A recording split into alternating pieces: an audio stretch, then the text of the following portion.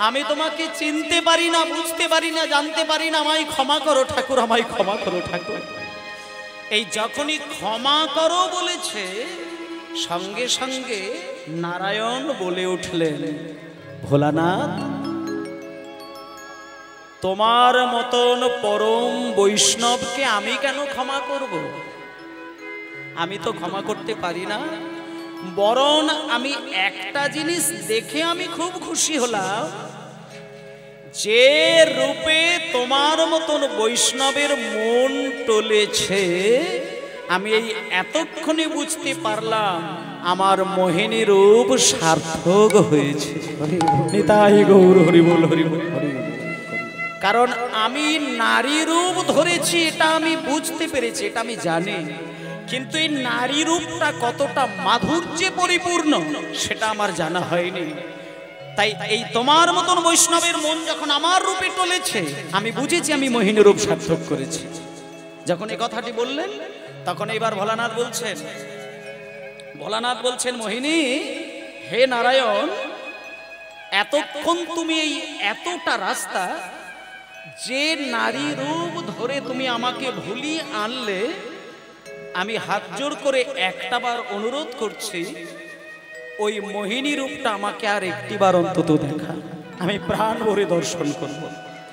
এবার যখনই ভোলানাথ অনুরোধ করলেন যে একটাবার আমি মোহিনী রূপটা দেখতে চাই, দেখুন ভগবান কত দয়াময়। যখনই বলেছে ভোলানাথ আমাকে একটিবারের মতো দর্শন করান, আমি প্রাণ ভরে দর্শন করব, তখন নারায়ণ বলে উঠলেন, ভোলানাথ, তোমার মতন পরম বৈষ্ণবের মন ভোলানোর জন্য একবার কেন, তুমি যতবার বলবে আমি ততবারই মোহিনী রূপ ধারণ করব। নিতাই গৌতমানন্দে হরি বল, হরি বল। তাই ভক্তমণ্ডলী মায়েরা, আজকে সেই ভোলানাথের পুনরায় মন টলানোর জন্য আবার সেই শঙ্খচক্র গদা পদ্মধারী নারায়ণ মোহিনী রূপ ধারণ করে যখনই ভোলানাথের কাছে আবার দাঁড়িয়েছেন, আর কি ভোলানাথ আবার নিজেকে ধরে রাখতে পারে? সঙ্গে সঙ্গে সে মোহিনী রূপ দেখতে পেয়ে ভোলানাথ নিজেকে ধরে রাখতে না পেরে, যখনই স্থির থাকতে না পেরে মোহিনীকে আলিঙ্গন করলেন, তাতে করে হলো কি, একদিকে হরি আর একদিকে হর, হরিহর এক আত্মা রূপে কৈলাস পর্বতকে আলোয় আলোকিত করে দাঁড়িয়ে রইল। এই যে হরিহর এক আত্মা, কৈলাস পর্বত আলোয় আলোকিত হয়েছে, এই আলো গিয়ে পৌঁছে গেল নারদ মুনির কাছে। নারদ মুনি যখন দেখতে পেল কৈলাসকে হরিহর এক আত্মা করে আলো করেছে, নারদ ছুটে এসে বলল, মামা দাঁড়া, তুমি মামিকে না বলে তুমি একটা পরনারীকে জড়িয়ে ধরে আছো, এটা এক্ষুনি আমি মামিকে গিয়ে বলে দেবো। মামি মানে দুর্গা। এবার নারদ মুনি যখনই বলেছে আমি মামিকে গিয়ে বলে দেবো, সঙ্গে সঙ্গে ভোলানাথ নারদের হাতটা ধরেছে, নারদ মামিকে বলিস না, মামিকে বলিস না, মামিকে বলিস না, বলিস না, বল তুই কি চাস, আমি তোকে যা চাইবি তাই দিয়ে দেবো। তখন নারদ মুনি খুশি হয়ে বললেন, মামা আমাকে যদি দিতে হয় আমি কিচ্ছু চাইবো না, শুধু একটা জিনিস চাইবো, আমি মামিকে কোনো কিছুই বলবো না, সবই আমি আমার কাছে রেখে দেব, কিন্তু পরিবর্তে শুধু একটা জিনিস চাই, এই যে তুমি কৈলাস পর্বতের মাঝে হরিহর এক আত্মারূপে দাঁড়িয়ে রয়েছ, এর অপরূপ শোভা আমি দর্শন করলাম, কিন্তু জগবাসী তো এই শোভা দেখতে পেল না। তাই জগতের মানুষকে এই অপরূপ দুই তনুর শোভা দেখানোর জন্য আমি শুধু একটা জিনিস চাইব, আগামী কলিযুগে হরিহর এক আত্মা রূপে আমিও দেখতে চাই আর জগবাসীকেও দেখাতে চাই। নিতাই গৌর হরি বল, হরি বল। তাই এইখান থেকে তত্ত্বটা একটু খেয়াল করুন। আজকে যে হরি মানে নারায়ণ আর যে হর মানে ভোলানাথ, দুই তনু এক হয়ে কৈলাসে দাঁড়িয়েছিলেন, আজকে সেই দুই তনুর এক অংশ হয়ে চলে এসেছিলেন কলিযুগে। তিনি কে? তিনিই হলেন যেটা মহাদেব নিজেই বললেন যে নারদ শোন বাবা, আমি তোর কথা ফেলবো না, আমি কথা দিলাম, তোর হাত ধরে কথা দিলাম, শুধু মামিকে বলবি না, আমি কথা দিচ্ছি কৈলাসের বুকে দাঁড়িয়ে এই হরিহর এক আত্মা রূপে যেমন আমি কৈলাসকে আলোয় আলোকিত করেছি, তেমন আমি কথা দিলাম আগামী কলিযুগে হরিহর এক হয়ে আমি অদ্বৈত আচার্য রূপে জন্মগ্রহণ করব। আর তুই আমার ভাগ্নে নারদ, তুই আমার পাশেই দাঁড়িয়ে থাকবি, তোর নাম হবে শ্রীবাস। নিতাই গৌর হরি বল। তাই আপনারা যে পঞ্চতত্ত্বের ছবি দেখেন না, তার মধ্যে দেখবেন নিতাই আছে, গৌর আছে, অদ্বৈত ঠাকুর আছে, শ্রীবাস আছে, গদাধর আছেন। এই যে অদ্বৈত ঠাকুর তিনি হচ্ছেন সেই হরিহরের এক অংশ, আর নারদ শ্রীবাস। তাহলে দুই তনু চলে এলো কলিযুগে। এইবার আপনাদের বলি, এই যে গদাধর প্রভু তিনি কিন্তু একমাত্র সেইখানের হরিহর। তিনি যখন 52 বৎসর বয়স পেয়েছিলেন তখন সচিমায়ের কোলে নিমাই জন্মগ্রহণ করলেন। সুন্দর করে একটু বিবরণটা বলে দিই। অদ্বৈতের যখন 52 বৎসর বয়স তখন নিমাইয়ের জন্ম হয়, মানে গৌরাঙ্গের জন্ম হয়। তাহলে এইবার চিন্তা করুন, 52 বৎসর বয়স অদ্বৈত ঠাকুরের, সবে মাত্র নিমাইয়ের জন্ম হলো। সেই নিমাইয়ের যখন 22-23 বৎসর বয়স তখন অদ্বৈতের বয়স কত হবে? মনে করুন 23 বছরের ছেলে নিমাই। তাহলে অদ্বৈত ঠাকুরের বয়স তখন কত? 23 আর 52, 55, 75।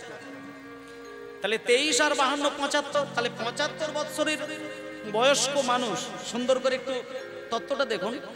75 বৎসরের বৃদ্ধ মানুষটি 23 বৎসরের ইয়াং ছেলের সঙ্গে লীলা করতে গিয়ে, হরিনাম গাইতে গিয়ে ছুটে ছুটে দেশে দেশে বেড়াবে। বলুন, এটা কি 75 বৎসরের বয়স্ক মানুষের ক্ষেত্রে সম্ভব? এগুলো বিচার করার বিষয়। তাহলে 75 বৎসরের বয়স্ক মানুষ অদ্বৈত আচার্য, তিনি যখন নিমাইয়ের সঙ্গে ছুটে ছুটে ছুটে ছুটে আর পারলেন না, তখন অদ্বৈত ঠাকুর নিমাইকে বললেন, নিমাই, আমার জীবনে ইচ্ছে ছিল আমি তোর সঙ্গে সারা দেশে বিদেশে ঘুরে হরিনাম করব, কিন্তু সেটা আমার হলো না। তাই আমি কথা দিলাম, আমি হয়তো সারাটা জীবন তোর সঙ্গে কাটাতে পারবো না, তবে এও কথা দিলাম আমি আবার এই কলিযুগে জন্ম নেব, কোনো না কোনো সংসারের মাঝখানে। হয়তো সেদিন আমি তোকে আর দেখতে পাবো না, কিন্তু তোর লীলা কাহিনী তো গ্রন্থে লেখা থাকবে। সেই লীলা কথা তখন গ্রন্থ পড়ে পড়ে আমি রসাস্বাদন করব। এটাই গৌর হরি বল, হরি বল। তাহলে এইখানে একটা প্রশ্ন, যে অদ্বৈত ঠাকুরের পরের জন্ম, মানে যিনি কথা দিয়েছিলেন যে আবার আমি জন্ম নেব বাংলায়, তিনি কে? আজকে তার কথাটা সংক্ষেপে শুনব। তিনি আর কেউ নন, তিনি অন্য কোনো জেলার সন্তান নয়। সব থেকে বড় বিষয়, আপনারা মেদিনীপুর জেলার মানুষ, আপনারা ধন্য, আপনারা ভাগ্যবান। এই মেদিনীপুরের মাটিতেই কিন্তু তিনি জন্ম নিয়েছিলেন। মানে ভাবলে অবাক হয়ে যেতে হবে, এগুলো আপনারা অনেকেই জানেন না। মানে যিনি অদ্বৈত, যিনি মানে বিষ্ণু, যিনি মহাদেব, তিনিই আবার এই বাংলায় জন্ম নিয়েছিলেন। আপনাদের মেদিনীপুরের ঘরের ছেলে, বেশি দূরেও যেতে হবে না, আপনি খড়গপুরে চলে যাবেন। খড়গপুর স্টেশন থেকে একটুখানি দূরে ধারেন্দা বাহাদুরপুর গ্রাম, সেইখানে গিয়ে একজন পরিবার, দুঃখের সংসার, কুড়ে ঘর, খড়ের চাল, বাঁশের জানালা, বাঁশের দরজা, সংসারে কোনো টাকা পয়সার কোনো সচ্ছলতা ছিল না, অতীব দুঃখের সংসার, অভাবের সংসার। পান্তা খেতে খেতে যদি লবণ আনতে হয়, লবণ দিতে দিতে স্বামী পান্তা খেয়ে নিতেন। এখন আপনারা কতটার দুঃখের মধ্যে পড়েছেন। অভাবী মানুষ বলে, কিন্তু ততটা অভাব নেই। এখন মানুষের মধ্যে যাই হোক একটা টাকা পয়সা রয়েছে জীবনটা কাটানোর জন্য, কিন্তু আমি যে ফ্যামিলির কথা বলছি, যে সংসারের কথা বলছি, সেই সংসারটি আপনাদের মেদিনীপুর জেলায়। একটা মাত্র ঘর, বাঁশের জানালা, বাঁশের দরজা, খড়ের চাল, দুই স্বামী স্ত্রী। স্ত্রীর নাম হলো দরিকা দেবী আর স্বামীর নাম হলো কৃষ্ণ মণ্ডল। এতই অভাব, এত অভাব। কোনোদিন স্বামীকে পেট ভরে খাওয়ানোর পরে স্ত্রীর হয়তো অন্ন থাকে না, তখন ওই ফ্যানটাকে আলাদা করে লুকিয়ে রেখে দেয়। স্বামী যখন খেয়ে বেরিয়ে যায় তখন স্ত্রী লুকিয়ে লুকিয়ে সেই ফ্যানটা খেয়ে রাত্রিটা কাটায়। কখনো ফ্যান খেয়ে, কখনো শুকনো মুড়ি খেয়ে, কখনো পান্তা খেয়ে দ্বারিকা দেবী দিব্যেই সংসার সামলায়, কিন্তু অভাবের কণা মাত্র স্বামীকে বুঝতে দেয় না। আনন্দের সঙ্গে স্বামীর সঙ্গে সংসার করেন। তা সেই দুর্গা দেবীর সংসার চলুন কেমন করে। জগন্নাথ স্বামী হরি হরি হরি বল। নয়ন পথগামী ভব তবে, জগন্নাথ স্বামী নয়ন পথগামী ভব তুবে।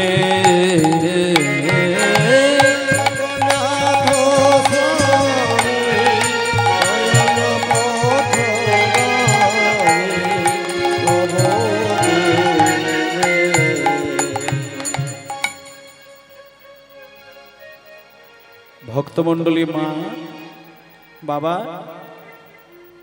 কৃষ্ণমণ্ডল দ্বারিকা দেবী ভালোই তো দিন কাটছে, অসুবিধে তো নেই, কিন্তু ওমা সংসারের অভাব প্রত্যেকটি নারী কিন্তু মেনে নেয়। শুধু একটা জিনিস যদি কোনো নারী পায় না, তাহলে ওই টাকা পয়সা সোনাদানা গাড়ি বাড়ি ওসবের কাঙাল কিন্তু নয়। হয়তো স্বামীকে একটু গয়নাগাটির কথা বলে, একটু গাড়ি বাড়ির কথা বলে, শাড়ির কথা বলে, কিন্তু এটা সত্য যে একটা পতিব্রতা নারী যদি হয়, সে যদি স্বামীর পবিত্র ভালোবাসাটুকু পায়, তাহলে কিন্তু ওই কুড়ে ঘরটাও কিন্তু সেই স্ত্রীর কাছে একটা রাজপ্রাসাদ হয়ে যায়। তা আজকে দুর্গা দেবী তো পতিব্রতার রমণী, তাই কুড়ে ঘরটাকে সে কুড়ে ঘর মনে করে না। ফ্যান খেয়ে দিন কাটাচ্ছে, মুড়ি খেয়ে দিন কাটাচ্ছে, তাতে তার কোনো দুঃখ নেই, আনন্দে দিন কাটায়, স্বামী সেবা করে, সংসার সামলায়। কিন্তু মা একদিনকে দ্বারিকা দেবী একটুখানি মাথা গরম করে স্বামীকে দুটো কথা বলে দিয়েছিল। মানে অভাব ভালো জিনিস, অভাব থাকলেও মানিয়ে নেওয়া যায়, কিন্তু কিছু কিছু অভাব কিন্তু মানিয়ে নেওয়া যায় না। আজকে যে অভাবটি দ্বারিকা দেবী মানাতে পারলেন না, সেটা কোনটা? ফ্যান খেয়ে রাত্রির কাটাচ্ছে দ্বারিকা দেবী, সেটাকেও মেনে নিয়েছেন। মুড়ি খেয়ে দিন কাটায়, তাও মেনে নিয়েছে। কিন্তু একটা জিনিস দ্বারিকা দেবী মানাতে চাইছেন কিন্তু মানাতে পারলেন না। কোনটি? দেখুন, নারীর সবথেকে মানে অলংকার, নারীর ভূষণ, সেটি হচ্ছে লজ্জা। মানে নারীর লজ্জাই হচ্ছে নারীর ভূষণ। আর সেই লজ্জা যদি নিবারণ করার জন্য যদি একটা শাড়ি মিনিমাম ভালো না হয়, কোন নারী সেটা মেনে নিতে পারে? দ্বারিকা দেবী পাড়ায় যদি বার হতে চায়, একটা শাড়ি তার ঘরে ভালো নেই, ভালো শাড়ি পরতে গেলেই দেখে বিভিন্ন জায়গায় ছিদ্র হয়ে গেছে। আর ওই ছেঁড়া শাড়ি পরে যখন নিজের অঙ্গটাকে ঢাকার চেষ্টা করে, তখন অঙ্গের একদিক ঢাকতে গেলে আরেক দিকটা সরে যায়, আরেক দিক ঢাকতে গেলে দেখা যাচ্ছে ছেঁড়ার আরেকটা অংশ আরেক দিকটা দেখা যায়। এইভাবে ছেঁড়া শাড়িটাকে পরে যখন ওই দেহটাকে ঠিক বাগাতেই পারছেন না, তখন দ্বারিকা দেবী একটু রেগে উঠলেন। মানে অভাবে স্বভাব নষ্ট। স্বামী সেবায় বসেছেন, পিছন থেকে দ্বারিকা দেবী গুটি গুটি পায়ে গিয়ে স্বামীর সামনে দাঁড়িয়ে মাথাটা গরম করে স্বামীকে বলে উঠলেন, স্বামী স্বামী, আমি একটা জিনিস খুব ভালোভাবে জানি, যারা মন প্রাণ দিয়ে ভগবানের সেবা করে, আমি শুনেছি তাদের সংসারে নাকি অভাব হয় না। আমি শুনেছি তাদের সংসারে নাকি টাকা পয়সার এতটা অভাব আসে না। তা আমি তো বিয়ের পর থেকে দেখছি তুমি রাত দিন ভগবানকে ডাকছো, সারা জীবন কৃষ্ণ নাম করে বেড়াচ্ছ। তা একটা কথা বলি কি, জগন্নাথের মন্দিরে যদি কেউ হত্যে দিয়ে পড়ে থাকে তার সংসারের নাকি সমস্ত অভাব দূর হয়ে যায়। তা স্বামী, তুমি বরং একটা কাজ করো না, এই রাত দিন মন্দিরের মধ্যে ভগবানের নাম করা বন্ধ করে দিয়ে একটু পুরীর মন্দিরে গিয়ে জগন্নাথের মন্দিরে একটু মাথা ঠুকে হত্যে দিয়ে পড়ে গিয়ে একটু বলো না জগন্নাথকে, তাহলে তো আমাকে এত জ্বালা এত যন্ত্রণা সহ্য করতে হয় না। এখন এই দ্বারিকা দেবীর এই সামান্য কথায় কৃষ্ণমণ্ডল মনে মনে চিন্তা করলো যে দ্বারিকা দেবী হয়তো আমাকে রসিকতা করে কথা বলছে। না না না না না না, এইভাবে তো আমার স্ত্রী কোনোদিন কথা বলেনি, আর আমার বিশ্বাস যে আমার স্ত্রী এটা বলতে পারে না। এবার রসিকতা করে কথা বলছে। সঙ্গে সঙ্গে দ্বারিকা দেবীর দিকে যখনই তাকিয়েছে, ও মা, দেখা গেল দ্বারিকা দেবীর দুই চোখ থেকে অবিরল অশ্রুধারা গড়িয়ে যাচ্ছে। সঙ্গে সঙ্গে কৃষ্ণমণ্ডল দ্বারিকা দেবীর হাত দুটো ধরে বলছে, দ্বারিকা, তোমার মতন পতিব্রতা রমণী যে কোনোদিন অভাবের জ্বালায় কাঁদে না, আর আজকে তোমার মতো স্ত্রী অভাবের কথা শোনাতে শোনাতে কাঁদছে, মানে আমি আজকে দাঁড়িয়ে কথা দিলাম, আমি এই মুহূর্তে দাঁড়িয়ে কথা দিলাম, আমি আর এই বাড়িতে কৃষ্ণ নাম করব না, আমি এই মুহূর্তে আর ভগবানকে ডাকবো না, আমি এই মুহূর্তে চলে যাব জগন্নাথের মন্দিরে। আমি জগন্নাথের কাছে বলবো, আমার যদি সংসারের অভাব মেটে তবেই আমি কৃষ্ণ নাম করব, নচেত আমি কৃষ্ণ নাম করব না। এই বলতে বলতে ছুটে চলল জগন্নাথের মন্দিরে। জগন্নাথ স্বামী নয়ন পথগামী ভব তুমি, হরি হরি হরি স্বামী নয়ন পথগামী ভব তুমি।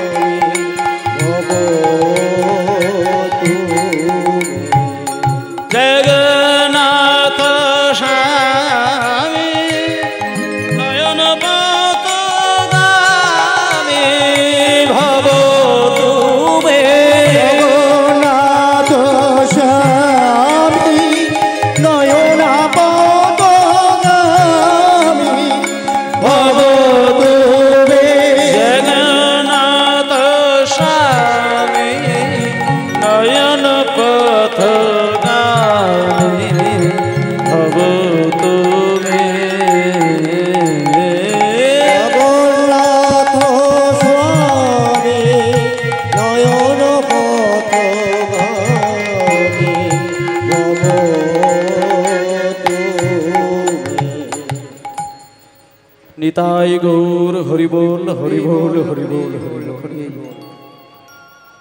ভক্তমণ্ডলী, মা জগন্নাথের মন্দিরে, আপনারা তো জানেন, আপনারা মেদিনীপুর জেলার মানুষ, তাই এখনকার দিনে যদি কেউ মনে করে যে আমি পুরী ধামে যাব, অসুবিধে নেই, ট্রেনে করে চলে যাবে, বাসে করে চলে যাবে। কিন্তু যে সময়কার ঘটনা বলছি, সেই সময় ওই কৃষ্ণমণ্ডল জগন্নাথের কাছে যেতে গেলে ওই বাস ট্রাম ট্রেনের কোনো ব্যাপার ছিল না, হেঁটে হেঁটে চলে গিয়েছিল পুরীর মন্দিরে।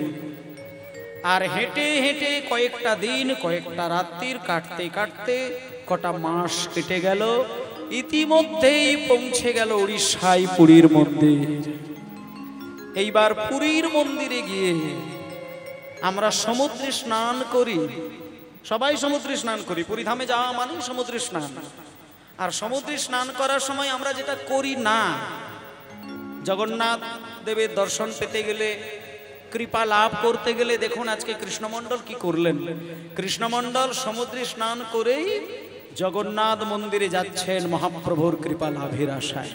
আজকে দেখুন জগন্নাথের মন্দিরে গিয়ে কৃষ্ণমণ্ডল সমুদ্রে স্নান করে মন্দিরের দরজা বন্ধ, এই অবস্থাতেই হাত জোড় করে মোরা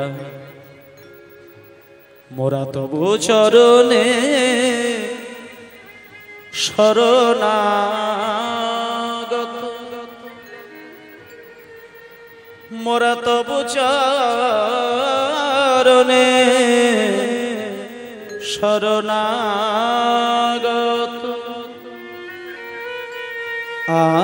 আশ্রয় দাও আশ্রিত জনে,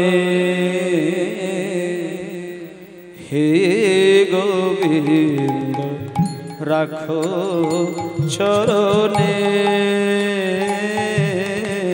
হে গোবিন্দ নিতাই গৌর হরি হরি বল। চরণে মোরা চরণে শরণাগত, আশ্রয় দাও আশ্রিত জনে, গোবিন্দ হরি হরি বল হরি হরি বল। চরণে, হে গোবিন্দ রাখো চরণে, গঙ্গা বহে যে শ্রীচরণ বেয়ে, কেন দুঃখ পায় সে চরণ চেয়ে, গঙ্গা বহে যে শ্রীচরণ বেয়ে, আমি কেন দুঃখ পাই এ চরণ পেয়ে। ও মায়েরা, আজকে আপনারা পুরীর মন্দিরে গেলে কাকে দেখতে পান? জগন্নাথ দেব দর্শন করেন। জগন্নাথ দেবের কাছে যখন আপনি দাঁড়ান, গিয়ে দেখবেন কয়েকটা জিনিস কিন্তু জগন্নাথের নেই। যেমন 1 নম্বর হচ্ছে জগন্নাথের হাত নেই, জগন্নাথের পা নেই, জগন্নাথের চোখ নেই। চোখ আছে? কান আছে? দেখুন, জগন্নাথের চোখ আছে, কান আছে, নাক আছে, তবে আমাদের মতন সুন্দর নয়, বিকৃত। আমরা যে নয়ন পেয়েছি সেটা জগন্নাথের এত সুন্দর নয়, আমরা যে কান পেয়েছি সেটা জগন্নাথের এত সুন্দর নয়। তাহলে এইবার দেখুন, আজকে যে জগন্নাথের চরণ নেই, যে জগন্নাথের হাত নেই, নয়ন আছে কিন্তু বিকৃত, বদন আছে কিন্তু বিকৃত, সেই জগন্নাথ কে? কে এই জগন্নাথ? তত্ত্বের দিকে বলছে এই জগন্নাথই হচ্ছে শ্রীকৃষ্ণ। ভগবান কৃষ্ণ যখন তার দেহলীলা শেষ করেছিলেন, তার দেহটা দাহ করা হয়েছিল, কিন্তু নাভি কুণ্ডটি দহিভূত হয়নি। সেই নাভিটিকে গঙ্গার জলে ভাসিয়ে দিয়েছিলেন, আর সেই নাভি ভাসতে ভাসতে ভাসতে ভাসতে চলে গিয়েছিল পুরীর মন্দিরে। আর পুরীর রাজা হচ্ছে ইন্দ্রদ্যুম্ন রাজা। সেই নাভিটিকে যত্ন করে তুলে নিয়ে জগন্নাথের মূর্তির মধ্যে প্রবেশ করিয়ে দিয়েছিলেন, যেখানে আজও যদি পুরীর মন্দিরে যান, সেই জগন্নাথের যে কাষ্ঠ বিগ্রহ, তার ভেতরে কিন্তু কৃষ্ণের নাভিটা আজও রয়ে গেছে।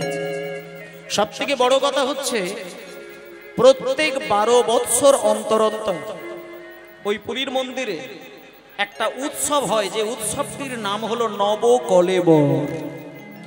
সেই নবকলেবর উৎসবের দিনে, যেটা 12 বছর ছাড়া ছাড়া হয়, লক্ষ লক্ষ মানুষ দর্শন করতে যায়। সেই নবকলেবর উৎসবের দিনে মধ্যরাত্রিতে কয়েকজন ব্রাহ্মণের চোখ বেঁধে দিয়ে পুরাতন কাঠের বিগ্রহ থেকে শ্রীকৃষ্ণের নাভিটাকে বার করে নূতন কাঠের মূর্তি তৈরি করে সেই নাভিটা নূতন মূর্তিতে প্রতিষ্ঠিত করা। তাই সেই উৎসবটির নাম হলো নবকলেবর। তবে একটা বিধান আছে, যে নাভিটা যখন বার করবে পুরাতন মূর্তি থেকে, চোখ বাঁধা থাকে, চোখ মানে কেউ দেখার অনুমতি নেই। ইতিহাসে প্রমাণ আছে যে ওই নাভি বার করতে গিয়ে যে ব্রাহ্মণগণ দেখে ফেলেছিলেন, তারা মারা গিয়েছিলেন। তাই সেই থেকে বিধান, ওই নাভি বার করার সময় কেউ দর্শন করবে না, কাপড় বাঁধা থাকে। তার মানে সেই জগন্নাথ আসলে ভগবান কৃষ্ণ। তাই জন্য আজকে বলছে গঙ্গা বহে যে নিতাই গৌর হরি বল হরি বল। আমি কেন দুঃখ পাই সে চরণ পেয়ে। গঙ্গা বহে যে শ্রী চরণ বে,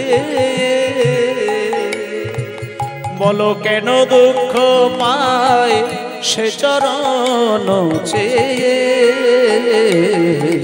গঙ্গা বহে যে শ্রী চরণ বে, আমি কেন দুঃখ পাই সে চরণ পেয়ে। আমার এ ত্রেতাব জ্বালা হর হে শ্রী হরি, আমার এ ত্রেতাব জ্বালা হর হে শ্রী হরি।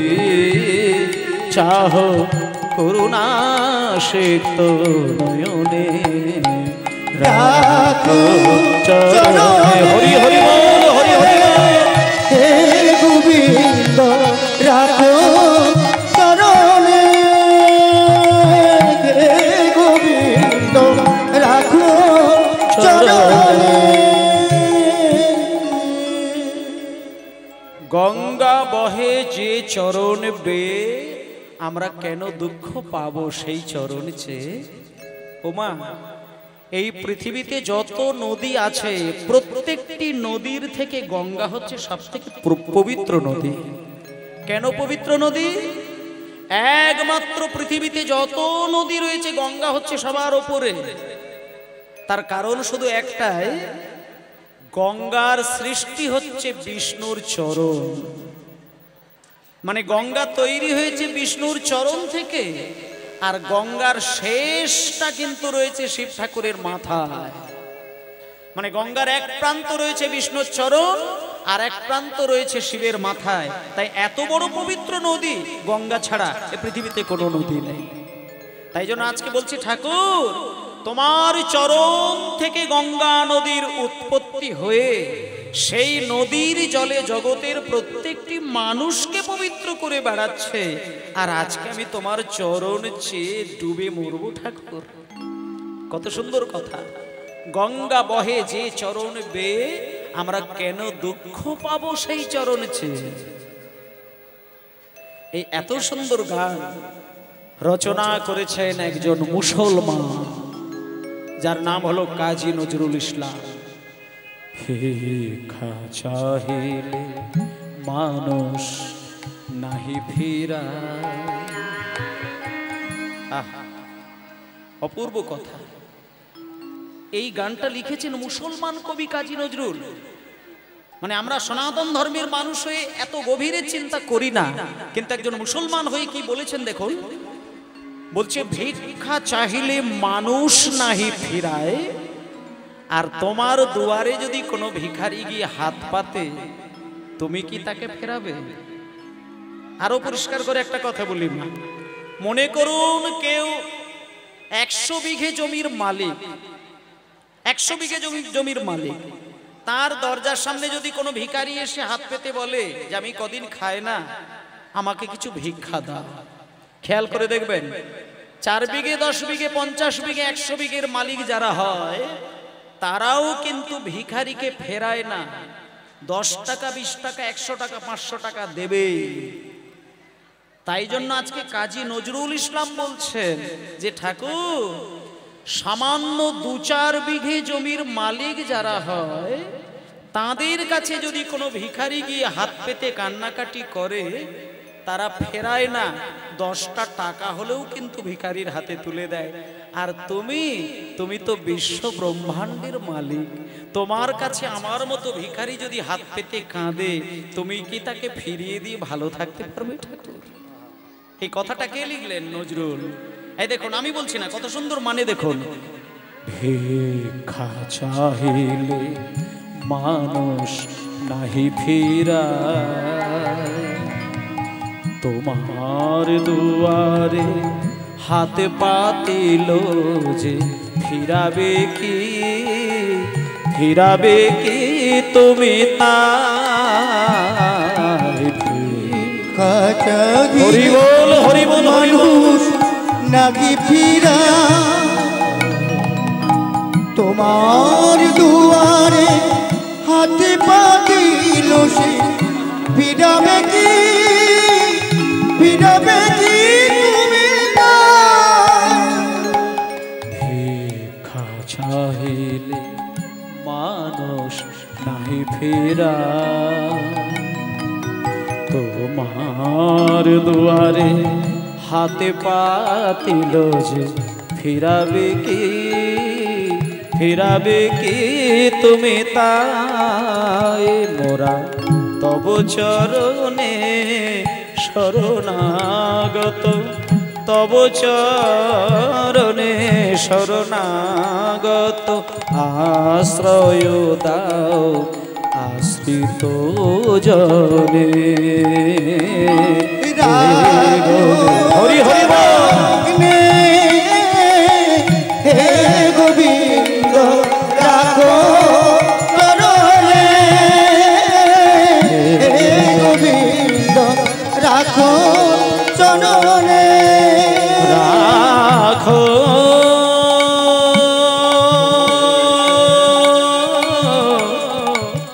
রাখো আমায় রাখো চরণে আমায় রাখো রাখো রাখো চরণে হে গোবিন্দ হরি চরণে হে গোবিন্দ রাখো চরণে হে গোবিন্দ রাখো চরণে হরি বল হরি বল হরি একটুখানি কাজী নজরুল ইসলামের গানটি গাইলাম, তার তত্ত্বের জায়গাগুলো উপলব্ধি করলাম। মানে জগন্নাথ ঠাকুরই যে কৃষ্ণ তার বড় প্রমাণ। পুরীর মন্দিরে 12 বছর অন্তর যে উৎসবটি হয় সেখানে গেলেই তার প্রমাণ পাবেন। তাহলে মায়েরা আসল জায়গাটা থেকে তো বেরিয়ে আসবো না, সেই মূল জায়গাটা দেখুন। কৃষ্ণমণ্ডল তার স্ত্রীর দুঃখের চোখের জল এটা সহ্য করতে না পেরে স্ত্রীর চোখের জল নিজে হাতে মুছিয়ে দিয়ে, দ্বারিকা দেবীর চোখের জল মুছিয়ে দিয়ে কৃষ্ণমণ্ডল এই মেদিনীপুর জেলা ছেড়ে ধারেন্দা বাহাদুরপুর গ্রাম ছেড়ে বেশ কয়েকটা দিন কাঁদতে কাঁদতে ছুটতে ছুটতে পৌঁছে গিয়েছিলেন সেই পুরীর মন্দিরে জগন্নাথের কাছে। এবার দেখুন, জগন্নাথের কাছে গিয়ে সমুদ্রে স্নান করেছেন, খুব ভালো কথা।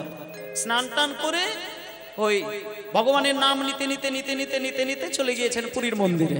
এবার পুরীর মন্দিরের দরজা তখন বন্ধ, বাইরে থেকে কত কথা, কত চাওয়া পাওয়া, কামনা বাসনা, কত কিছু মনে মনে ঠিক করে নিলেন। কিন্তু যখনই পুরীর মন্দিরের দরজাটা খোলা হলো, ব্যাস কৃষ্ণমণ্ডল এতক্ষণে যা ভাবলেন সব বৃথা। জগন্নাথ দর্শন করার সঙ্গে সঙ্গে বুকে হাত রেখে জগন্নাথের নয়নে নয়ন দিয়ে কৃষ্ণমণ্ডল কেঁদে উঠলেন। হে কি, আমি কি দেখছি? কি যে জগন্নাথ আমাদেরকে সুন্দর সুন্দর দুটো পা দিয়ে দিয়েছেন সব জায়গায় ঘুরে বেড়ানোর জন্য, তাই তার আজকে নিজের চরণ নেই। আমাদেরকে হাত দিয়ে দিয়েছেন কর্ম করার জন্য, তাই তার নিজের হাত নেই। আমাদের চোখ দিয়েছেন, আমাদের মুখ দিয়েছেন, আমাদের কান দিয়েছেন, আমাদের বদন দিয়েছেন, আমাদের শক্তি দিয়েছেন, তাই তিনি নিঃস্ব হয়ে বসে আছেন পুরীর মন্দিরে। আর আজকে আমি তার কাছে টাকা চাইবো বলে এসেছি? না না না না না না, টাকা চাইব, যে জগন্নাথ আমাদেরকে সবকিছু দিতে গিয়ে তিনি নিঃস্ব হয়ে বসে আছেন, তার কাছে টাকা চাইবো কি করে? আমি টাকা চাইবো না, টাকা চাইবো না, সোনা দানা চাইবো না, গয়না কাটি চাইবো না, জমি জায়গা চাইবো না, গাড়ি বাড়ি চাইবো না, কিচ্ছু চাইবো না। তবে এত দূর থেকে কষ্ট করে যখন আমি হেঁটে হেঁটে এসেছি পুরীর মন্দিরে, আমি খালি হাতেও ঘরে যাব না। আমি কিছু না কিছু সামান্য কিছু নিয়ে হলেও কিন্তু আমি বাড়িতে যাবই যাব। তাই ভিক্ষারা চলে পেতে বলে, ওগো জগন্নাথ, আমি ধন চাই না, সম্পদ চাই না, রাজা জমিদার হতেও চাই না। তাই প্রভু হে,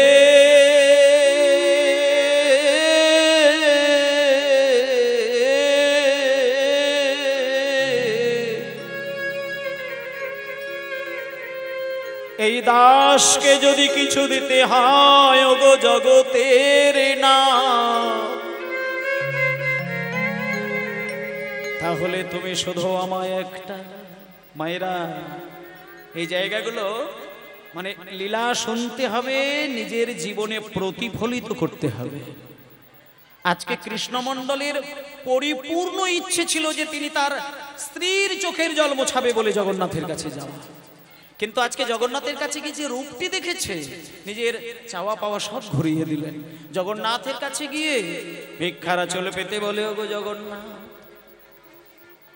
আমি ধন চাই না, সম্পদ চাই না, রাজা জমিদার কিছুই হতে চাই না, কিন্তু এত দূর থেকে যখন আমি কষ্ট করে ছুটে এসেছি, আমি খালি হাতেও ঘরে যাব না। তাই আমি কিছু না কিছু নিয়ে তবে বাড়ি ফিরবই। তাই ভিক্ষারা চলে পেতে বলে, ওগো জগন্নাথ, আমায় একটা কৃষ্ণ ভক্ত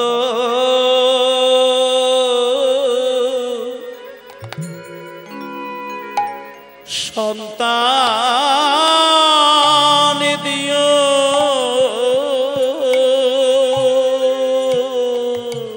ওগো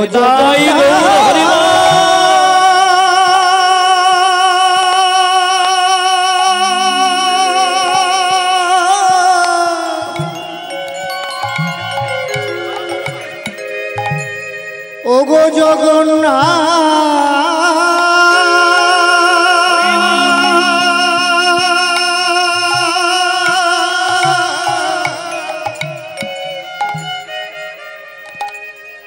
ওগো জগন্নাথ,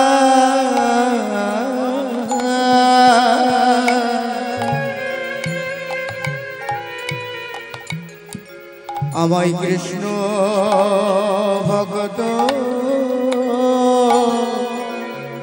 একটা সন্তান দিও। আমি ধন চাই না,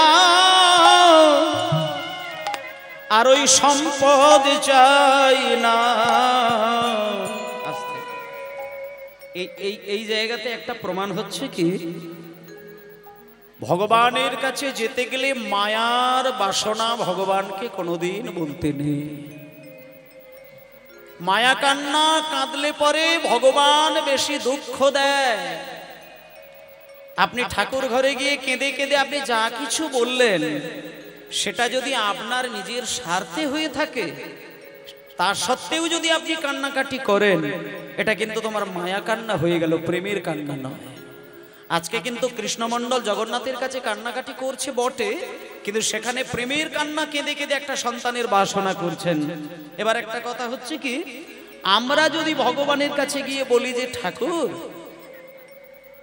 আমার ঘরে আমার স্ত্রীর গর্ভে একটা ছেলে দেবে, তখন আমরা মনে মনে এটাও চিন্তা করি, ছেলে তুমি দেবে দাও, কিন্তু ছেলে যেন মানুষের মতো মানুষ হয়, সেই ছেলে বড় হয়ে যেন আমার বংশের মর্যাদা রক্ষা করতে পারে, আর বুড়ো বয়সে যেন আমাদেরকে একটু খেতে দিতে পারে। এখন কোনো মা বাবা যদি ঠাকুরের কাছে এই বাসনা করে যে ছেলে বড় হয়ে বৃদ্ধ বয়সে আমাদেরকে খেতে দেবে, তাহলে একটা কথা বলে দিই, তাহলে আপনি স্বার্থে ভগবানের কাছে সন্তান চাইছেন। ছেলে জন্ম দিলে সেই ছেলে যে তোমাকে খেতে দেবে এ গ্যারেন্টি তো তুমি দিতে পারবে না। আজকে জগন্নাথের কাছে কৃষ্ণমণ্ডল টাকা চাইলেন না, সন্তান চাইলেন। কেমন করে চাইলেন এটাও জানার দরকার। সন্তান চাইলেন বটে, কিন্তু তার পরক্ষণেই কিন্তু একটা কথা বললেন, যেটা আমরা বলি না, কিন্তু কৃষ্ণমণ্ডল বললেন।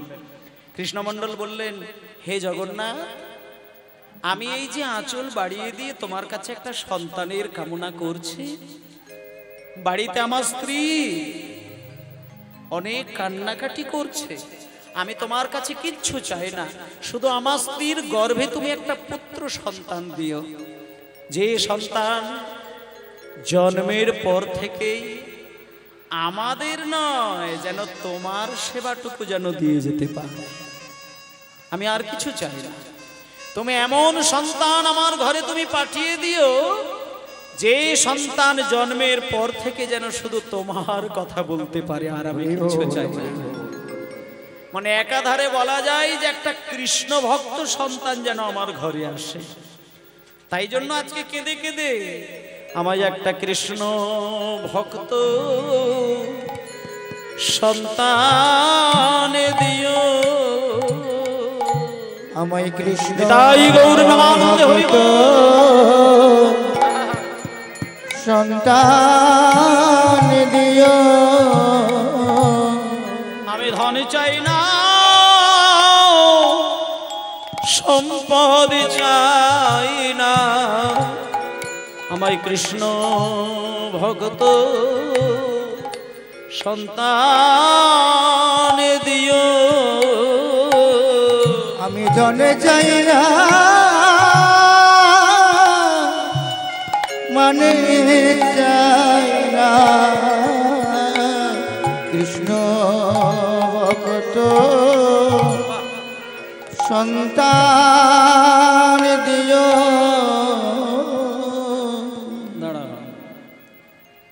জগন্নাথের কাছে এই নিবেদন জানিয়ে, ওমা জগন্নাথের কাছে যা বলার, যা কিছু চাইবার চেয়ে নিয়ে আসলেন। ইতিমধ্যেই যেমন কয়েকটা মাস ধরে তিনি গিয়েছিলেন পুরীর মন্দিরে, তেমন আবারও কয়েকটি মাস ধরে তিনি বাড়িতে আসলেন। এবার বাড়িতে এসে যখন নিজের স্ত্রীর কাছে এসে দাঁড়িয়েছেন, এখন কৃষ্ণমণ্ডলের স্ত্রী তো আনন্দেই রয়েছেন যে আমার স্বামী হয়তো জগন্নাথের কাছে গিয়েছেন, মানে নিশ্চয়ই কেঁদে কেঁদে এমন কিছু জিনিস চেয়ে আনবেন যে আমাকে আর অভাবের সংসারটাকে বয়ে নিয়ে যেতে হবে না। আর আমার যদি সংসারে অভাবটা একবার মিটে যায়, আমার জীবনটা ধন্য হবে। এই চিন্তা করতে করতে যখন স্বামীর দর্শন পেল, আছাড় খেয়ে স্বামীর চরণে পড়ল। স্বামী, স্বামী, আপনি তো জগন্নাথের কাছে গিয়েছিলেন, কি চেয়ে নিয়ে আসলেন? টাকা পয়সা চেয়েছেন, জমি জায়গার কথা বলেছেন, সংসারের অভাব অনটন সবকিছু জানিয়েছেন। কৃষ্ণমণ্ডল দ্বারিকা দেবীর হাত দুটো ধরে বলছে, দ্বারিকা শোনো, শোনো একটা কথা বলি। আমি জগন্নাথের কাছে গিয়েছিলাম, আমি ভেবেছিলাম টাকা পয়সা চাইবো, কিন্তু আমি চাইতে পারি না। কেন জানো? আমি জগন্নাথ দেবকে দর্শন করার পরে একটা জিনিস আমার মাথায় আসলো, যে জগন্নাথ দেব আমাদেরকে এত সুন্দর দুটো হাত দিয়ে দিয়েছেন, তাই তার নিজের হাত নেই, আমাদেরকে দুটো চরণ দিয়ে দিয়েছেন সব জায়গায় ঘুরে বেড়ানোর জন্য, তাই তার নিজেরই চরণ নেই। আমাদেরকে নয়ন দিয়েছেন, আমাদের কান দিয়েছেন, আমাদের মুখ দিয়েছেন, আমাদের শক্তি দিয়েছেন, তাই তিনি নিঃস্ব হয়ে বসে আছেন পুরীর মন্দিরে। কি করে টাকা চাই? আমি টাকা পয়সা চাইতে পারিনি, তবে দ্বারিকা কষ্ট পেও না, আমি একটা জিনিস চেয়ে নিয়ে এসেছি। আমি কাঁদতে কাঁদতে আমার এই আঁচলটা বাড়িয়ে দিয়ে আমি জগন্নাথকে বলেছি, আমার ঘরে যেন একটা কৃষ্ণ ভক্ত সন্তানের জন্ম হয়। দ্বারিকা দেবী বলল, স্বামী ঠিকই চেয়েছি, তুমি ঠিকই চেয়েছ স্বামী। আমি একটা কথা মনে মনে চিন্তা করে দেখলাম,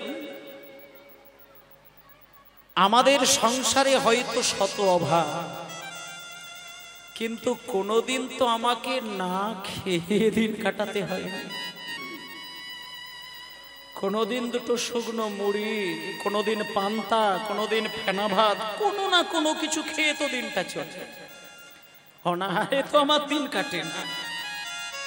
বরং আমি একটা কথা বলতে পারি, জগন্নাথের কৃপা যদি আমার না হয়, আমার মতো নারীর গর্ভে তো কৃষ্ণ ভক্ত সন্তান হবে না। স্বামী তুমি ঠিকই চেয়েছ, ঠিকই চেয়েছ। দেখতে দেখতে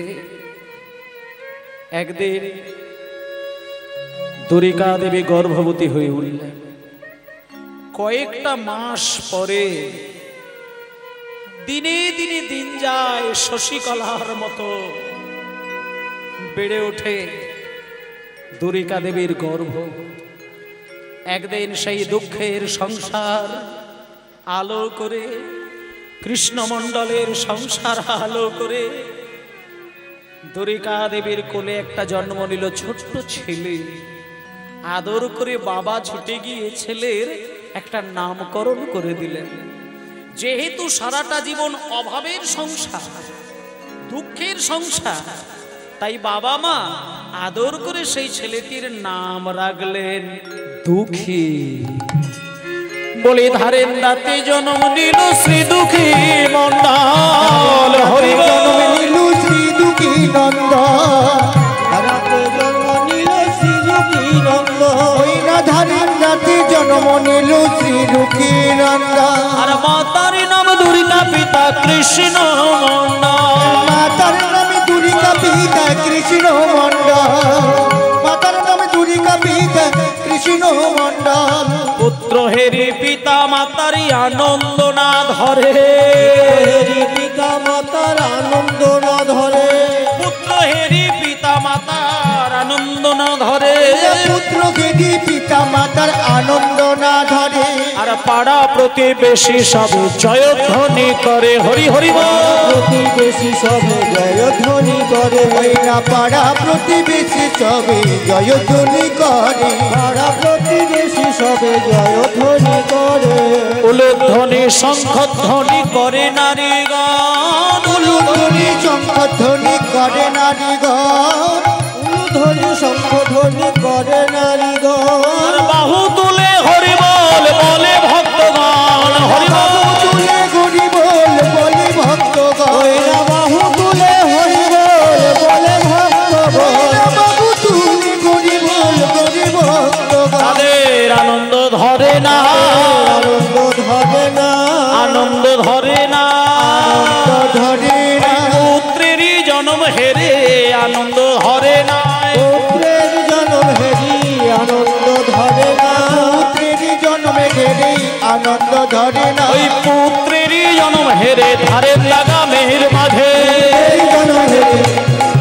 ওই পুত্রের জন্মে ঘেরে, ওই পুত্রের জন্মে ঘেরে, ওই পুত্রের জন্ম ঘেরে আনন্দ ধরে না, আনন্দ ধরে না, আনন্দ ধরে না।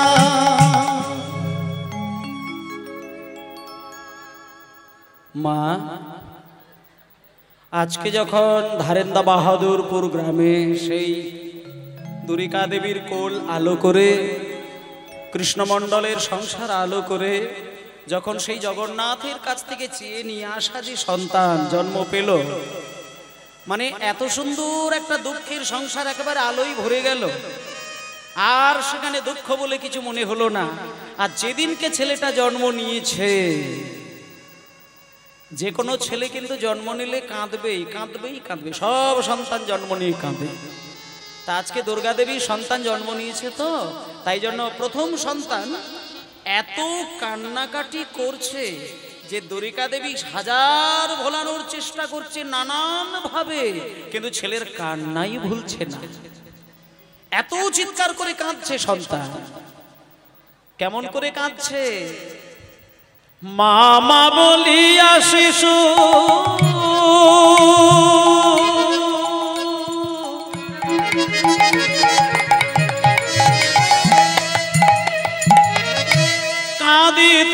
লাগিল মা